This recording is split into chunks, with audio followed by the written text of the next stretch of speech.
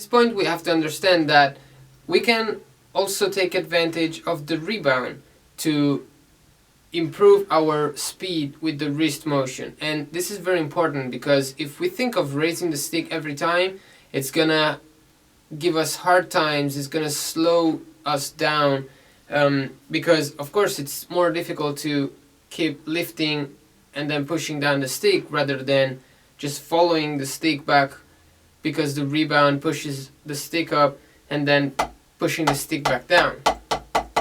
Okay, so learning how to follow and how to accept the rebound with the wrist only is very important. A lot of times this happens where after the stroke we stop the rebound of the stick, which means that then we have to raise the stick again. Or this happened where we open the hand and so the wrist is not really moving. We see the stick coming back up, but then it's actually the opening of the hand that allows the stick to go back up, and we're not following the stick with our wrist. So let's pay attention that what we do, it's actually this thing, and we don't stop the stick or open the hand. So the rebound, it's a very important thing at this point, because it will help us to make this wrist motion happen, because it will pull the stick back up and we will only have to focus on pushing down and then coming back up as fast as possible. So working on our reaction of the wrist. So as the stick hits the surface, it wants to immediately come back, and we have to just work on the up motion as fast as we can.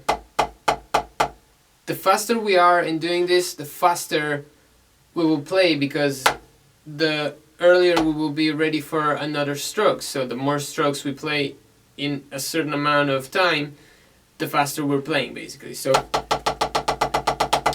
when I do this, I focus all my concentration on coming back.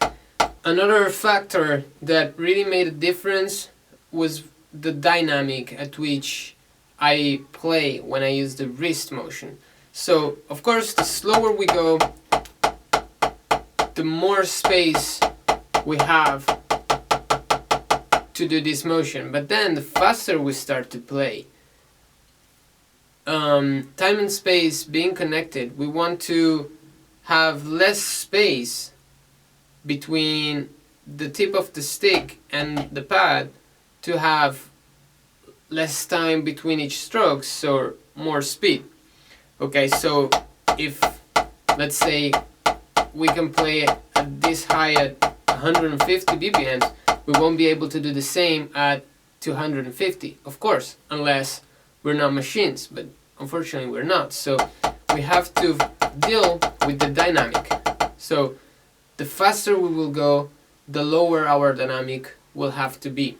We have to deal with the dynamic. We have to find a compromise, and that's a choice that you will make in time, based on the way you want to play. If you want to be a hard hitter, you won't maybe be able to go too fast, but you will always have a very high volume, a very high dynamic of your playing. Instead, if you want to be a little bit faster and maybe more of a speed drummer, that means that you have to learn to control the dynamic and not just go all the way back as much as you can, but you will have to choose the dynamic based on the speed that you want to play at. Okay, let's see 2 workouts that we can do to improve our wrist motion.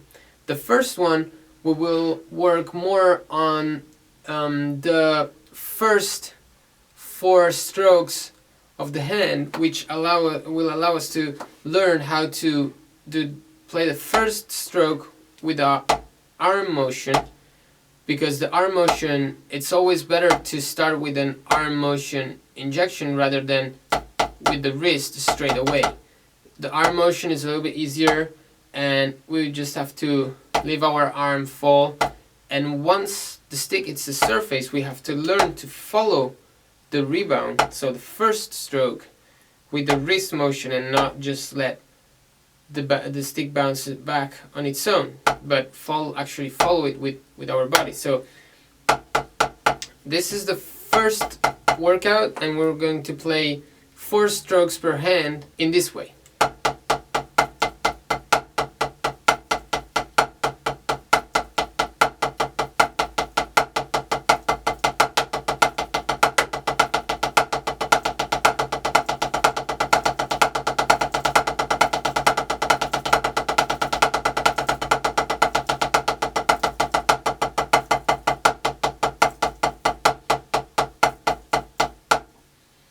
So again, in this way, we will work on the first part, so the injection part of our wrist motion. So for example, if we have to do a single stroke roll, we will be able to just start the single stroke, accepting the rebound, and then maintaining the rebound for as long as we will need to. Or if we have to start a blast beat or whatever, we will have to play.